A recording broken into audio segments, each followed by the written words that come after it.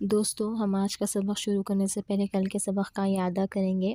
کل ہم نے ہند آریائی ارتقاء کے دوسرے دور کو پڑھا تھا، جو کہ وسطی ہند آریائی دور تھا، اور اس میں بھی ہم نے 3 ادوار کو پڑھا، جس میں ہم نے پہلے دور میں پڑھا تھا کہ یہ دور پالی کا دور ہے اور یہی پراکرت کا پہلا روپ تھی، اور پالی سنسکرت کا لفظ پنکتی سے نکلا ہے، اور اسی پالی زبان میں جین مت اور بدھ مت کی تعلیمات کو ابھارا گیا تھا، اس زمانے میں تعلیمات دی گئی تھی۔ اور دوسرے دور کے بارے میں ہم نے پڑھا کہ یہ دور پراکرت کا دور کہلاتا ہے، اور پراکرت کے معنی ہے کئی ساری زبانیں جو کہ اپنی فطری انداز میں پھل پھول رہی ہو، اس کو پراکرت کہتے ہیں۔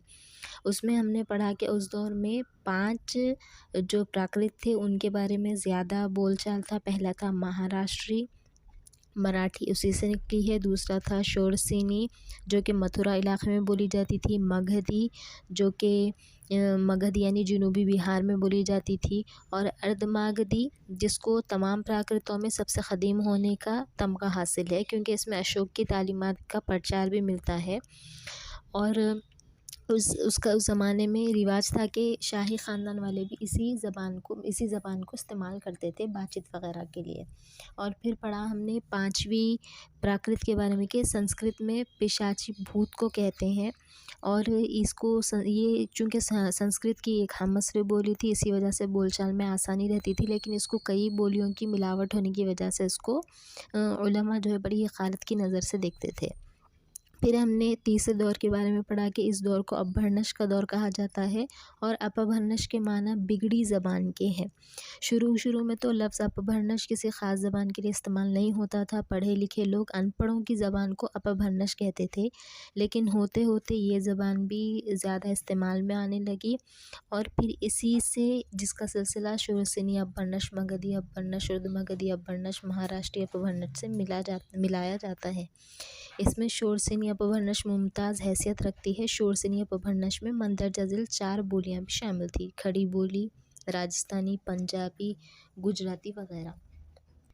اس وقت میں کھڑی بولی بھی ایک وسیع علاقے میں بولی جاتی تھی، تو اکثر لوگوں کا خیال ہے کہ کھڑی بولی کو اتنا عروج تھا تو ضرور تمام زبانیں جو ہے اس سے نکلی ہوگی، لیکن ادھر راجپوتوں کے زیر اثر جو دوآبا کی زبان تھی، برج بھاشا بھی چمکنے لگی تھی، اور سارے شمالی ہندوستان میں جو اس کو مقبولیت حاصل تھی، تو اکثر لوگ یہ بولتے ہیں کہ یہ بھی ہو سکتا ہے کہ یہ لنگوا فرینکا یعنی رابطے کی زبان سمجھی جاتی ہوگی۔ اب ہم آج کے سبق کی ابتدا کرتے ہیں۔ آج کا سبق ہے ہند آریائی دور کا تیسرا دور، یعنی جدید ہند آریائی 1000 عیسوی تا حال۔ خطی طور پر یہ کہنا مشکل ہے کہ جدید ہند آریائی زبانیں کسی سن سے شروع ہوئی۔ ایک اندازے کے مطابق 1000 عیسوی جدید ہند آریائی کے آغاز کا زمانہ مانا جاتا ہے۔ اس وقت ہندوستان میں اہم سیاسی اور تہذیبی تبدیلیاں رونما ہو رہی تھیں۔ مسلمان حملہ آور تیزی سے ہندوستان میں اپنے قدم جما رہے تھے۔ شمال و مشرق میں یہ لوگ 10ویں صدی کے آخری حصے میں آئے اور اس کے بعد سارے ملک میں پھیلتے رہے۔ محمود غزنوی کی حکومت پنجاب میں تقریباً 150 سال سے زیادہ قائم رہی۔ محمد غوری نے 12ویں صدی میں پرتھوی راج کو شکست دی۔ 13ویں صدی کی ابتدا میں غلام خاندان کی بنیاد دہلی میں پڑی۔ 14ویں صدی عیسوی میں خلجی حکومت دکن تک پھیل گئی، اور تغلق حکومت کے خاتمے پر ہندوستان کے مختلف علاقوں میں انتشار اور بد امنی پھیلنے لگی۔ 16ویں صدی میں جب مغل سلطنت قائم ہوئی تو اس کے بعد ملک میں مضبوط اور مستحکم حکومت کی بنیاد پڑی۔ اس طرح یہ اندازہ ہو جاتا ہے کہ جدید ہند آریائی زبانوں کی تشکیل کا زمانہ سیاسی لحاظ سے سخت الٹ پھیر کا زمانہ تھا۔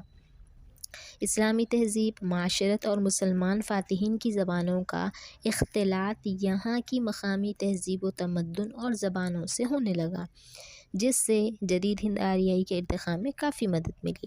ڈاکٹر سنیتی کمار چٹرجی نے اپنی کتاب انڈو ایرین اینڈ ہندی میں لکھا ہے کہ اگر مسلمانوں نے ہندوستان میں فتوحات حاصل نہ کی ہوتی تب بھی جدید ہند آریائی زبانیں پیدا ہوتی، لیکن انہیں جو سنجیدہ ادبی حیثیت حاصل ہو گئی ہے اس میں ضرور دیر ہوتی۔ پروفیسر مسعود حسین خان کے الفاظ میں ہم کہہ سکتے ہیں کہ مسلمانوں کی ہندوستان میں آمد کے ساتھ ایک نیا تمدن اور ایک نئی زبان کی آمد ہوئی۔ انہوں نے سنسکرت کے فسوع کو توڑ کر بہت جلد ہندوستان کی نئی زبان کو اپنے بل پر کھڑا ہونا سکھایا۔ ہندوستان ایک وسیع ملک ہے، اسی لیے جب جدید ہند آریائی سے مختلف قوموں کا ربط و تعلق بڑھتا گیا تو بہت سی زبانیں اور تہذیبوں کا امتزاج واضح نظر آنے لگا۔ ان میں الگ الگ لسانی خصوصیات ظاہر ہونے لگی۔ ڈاکٹر سنیتی کمار چٹرجی نے ان کی لسانی خصوصیات کے پیش نظر جدید ہند آریائی زبانوں کو مختلف علاقوں میں تقسیم کیا ہے۔ یہاں ہم چٹرجی کی تقسیم الصناع کے مطابق جدید ہند آریائی زبانوں کا مختصر سا تعارف پیش کرتے ہیں۔ سندھی، یہ صوبے سندھ کی زبان ہے۔ اس کے بولنے والوں میں مسلمانوں کی تعداد بہت زیادہ ہے۔ سندھی میں عربی و فارسی کے الفاظ کثرت سے شامل ہیں۔ پاکستان میں سندھی عربی رسم الخط میں، ہندوستان میں دیوناگری میں لکھی جاتی ہے۔ سندھی میں صوفیانہ ادب کا خاصا ذخیرہ موجود ہے۔ جدید ہند آریائی زبانوں میں یہ واحد زبان ہے جس پر عربی کا راست اثر پڑا ہے۔ لہندہ، یہ مغربی پنجابی کی زبان ہے۔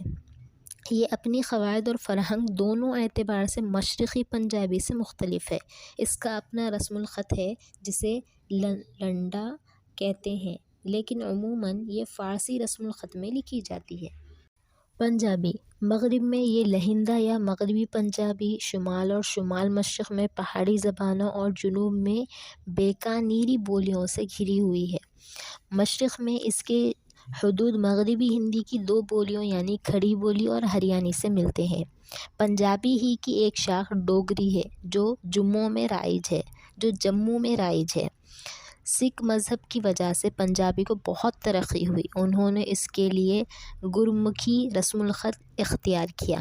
امرتسر ضلع گرداسپور کی پنجابی معیاری سمجھی جاتی ہے۔ پنجابی، فارسی، گرمکھی اور دیوناگری تینوں رسم الخط میں لکھی جاتی ہے۔ گجراتی، یہ گجرات، کاٹھیا واڑ اور کچھ کی زبان ہے۔ جدید گجراتی قواعد کے اعتبار سے مغربی ہندی بالخصوص برج بھاشا سے کافی متاثر ہے۔ اسماء اور افعال کے اعتبار سے یہ مغربی ہندی کی اتباع کرتی ہے جو دکنی کی بھی خصوصیت ہے۔ راجستھانی، یہ مدھیہ پردیش کی زبان ہے۔ یہ شورسینی اپبھرنش سے نکلی ہے۔ اس میں قدیم ادب کا بڑا ذخیرہ موجود ہے۔ ہندی کے ویرگاتھا کال کے کئی راسوں راجستھانی میں ملتے ہیں۔ راجستھان کی کئی بولیاں ہیں جن میں مارواڑی، جے پوری، میواتی اور مالوی قابل ذکر ہیں۔ راجستھان کی تہذیبی زبان ہندی ہے۔ مغربی ہندی، گریسن نے مدھیہ پردیش کی زبان کو مغربی ہندی کا نام دیا ہے، جس نے سب سے پہلے مشرقی اور مغربی ہندی میں فرق کیا ہے۔ مغربی ہندی کا براہ راست تعلق شورسینی اپبھرنش سے ہے۔ مغربی ہندی کی 5 اہم درج ذیل بولیاں ہیں: کھڑی بولی یا ہندوستانی، ہریانوی، برج بھاشا، قنوجی، بندیلی۔ مشرقی ہندی میں ماگدھی، اودھی، بگھیلی اور چھتیس گڑھی بولیاں شامل ہیں۔ اودھی لکھنؤ، فیض آباد اور الہ آباد میں بولی جاتی ہے۔ اس کا ادب کسی زمانے میں بہت وسیع تھا۔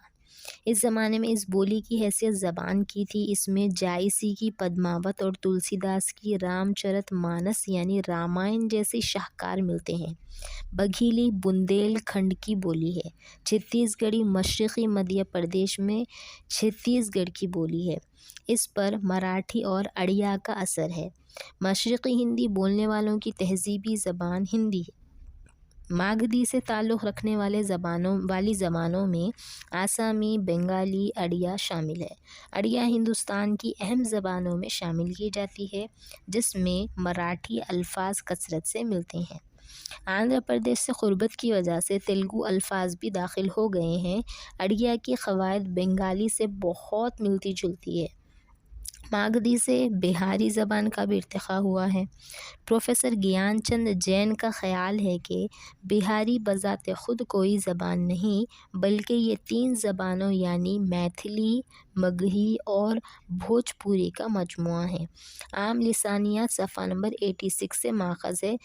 بہار میں 3 رسم الخط رائج ہے، لکھائی چھپائی دیوناگری میں ہوتی ہے۔ عام تحریروں میں کیتھ ہی رسم الخط اپنایا جاتا ہے۔ بنگلہ ماگدھی اپبھرنش کی خاص جانشین ہے۔ ادبی اعتبار سے ہندوستانی زبانوں میں اس کا مقام بہت بلند ہے۔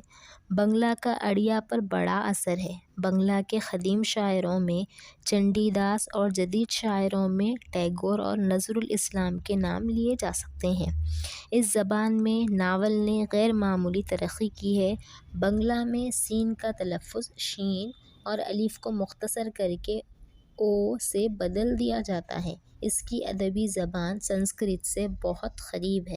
مغربی ہندی عہد وسطیٰ میں مغربی یوپی کی شوراسینی پراکرت، جس کا مرکز متھرا تھا، نے ہندوستان کی ادبی اور معیاری زبان کی حیثیت اختیار کر لی۔ شوراسینی پراکرت کے بعد شوراسینی اپبھرنش کا دور آیا۔ اس عہد میں بھی اس علاقے کی اپبھرنش کو عروج حاصل رہا۔ دوآبی کی شوراسینی اپبھرنش سارے شمالی ہندوستان کی لنگوا فرانکا کی حیثیت رکھتی تھی، یعنی ربط کرنے والی زبان، جو گجرات و مغربی پنجاب سے لے کر بنگال تک رائج تھی۔ 1000 عیسوی میں جب ترک پنجاب کے میدان میں داخل ہوئے تو اس وقت شوراسینی اپبھرنش عروج پر تھی۔ اس نے ادبی شکل اختیار کر لی۔ اسی کی بول چال کو گریرسن اور چٹرجی نے مغربی ہندی کا نام دیا۔ اسی سے ہندوستان کی اکثر جدید زبانوں کا آغاز ہوا۔ اس کے شمال مغرب میں پنجابی زبان ہے اور جنوب مشرق میں مراٹھی اور مشرقی ہندی ہے۔ شمال میں یہ پہاڑی بولیوں سے گھری ہوئی ہے۔ مغربی ہندی کی تمام بولیوں کا تعلق شوراسینی اپبھرنش سے ہے، جس سے بے شمار جدید آریائی زبانیں نکلی ہیں۔ مغربی ہندی کے سلسلے میں 5 بولیاں آتی ہیں: کھڑی بولی، ہریانوی، برج بھاشا، قنوجی، بندیلی۔ مشہور ماہر الصنع گریرسن نے مغربی ہندی کی ان 5 بولیوں کو 2 گروہوں میں تقسیم کیا ہے۔ پہلے گروہ میں او یعنی او کی بولی آتی ہے۔ دوسرے گروہ میں آ کی بولیاں شامل ہیں۔ پہلے گروہ میں یعنی او یا اوا کی بولیوں میں برج بھاشا، قنوجی اور بندیلی آتی ہے، جبکہ دوسرے گروہ یعنی آ کی بولیوں میں کھڑی بولی اور ہریانی شامل ہے۔ مغربی ہندی کی بولیوں میں کچھ ایسی صوتی، صرفی اور نحوی خصوصیات ہیں جو انہیں دوسری بولیوں سے ممیز کرتی ہیں۔ ممیز یعنی تمیز بتاتی ہے، فرق بتاتی ہے۔ یہ سب حالت تفصیلی میں ہیں۔ کھڑی بولی میں یہ رجحان سب سے زیادہ ہے۔ یہاں مغربی ہندی کی ان 5 بولیوں کا تعارف پیش کیا جاتا ہے، جو کہ انشاءاللہ کل تفصیلاً بیان کیا جائے گا۔